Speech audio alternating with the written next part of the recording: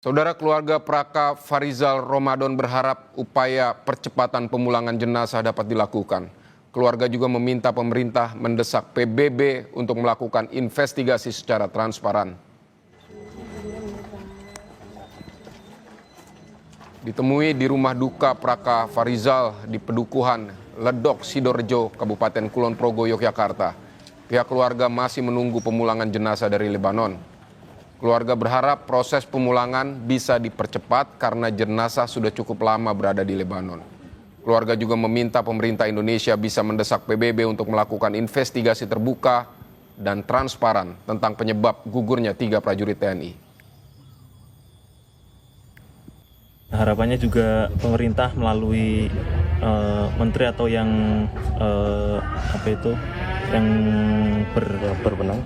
berwenang itu bisa melobi ke PBB selaku koordinator dari pasukan perdamaian dunia untuk dapat menginvestigasi secara terbuka, secara transparan terkait dengan penyebab meninggalnya 3 anggota tentara kita. Saudara, Dubes Iran untuk Indonesia Muhammad Barujerdi tiba di kediaman Din Syamsuddin pukul 10.30 waktu Indonesia Barat, dihadiri sejumlah tokoh Islam dari berbagai kelompok seperti MUI hingga wanita Islam. Dalam pertemuan ini, pemerintah Iran menyampaikan apresiasi atas dukungan ulama Indonesia di tengah tingginya intensitas perang Timur Tengah. Sementara Din Syamsuddin selaku ketua CDCC menegaskan sikap perang yang dilancarkan AS dan Israel sebagai tindakan yang tak dapat dibenarkan, baik dari segi politik maupun hukum internasional.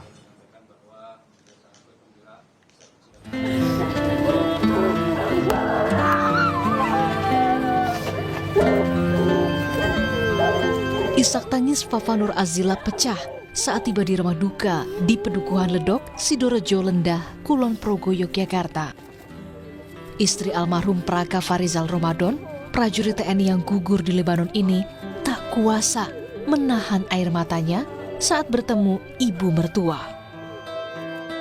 Keduanya histeris, ditinggalkan keluarga yang ia cintai.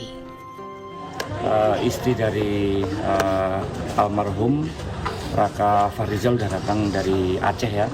Jadi tadi pagi landing di Bandara Jogja di YIA jam 9.10 dan ini sudah datang dengan anaknya umur 1 tahun setengah dan ini sudah diterima dengan pihak keluarga.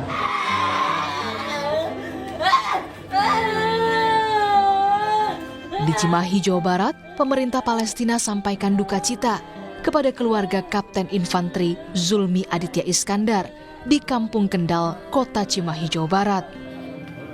Dubes Palestina untuk Indonesia, Abdel Fattah Al-Satiri bilang, ini bukan hanya duka Indonesia, tapi juga duka Palestina. Rencananya, sholat gaib akan dilakukan di setiap masjid di Palestina untuk 3 prajurit TNI yang gugur.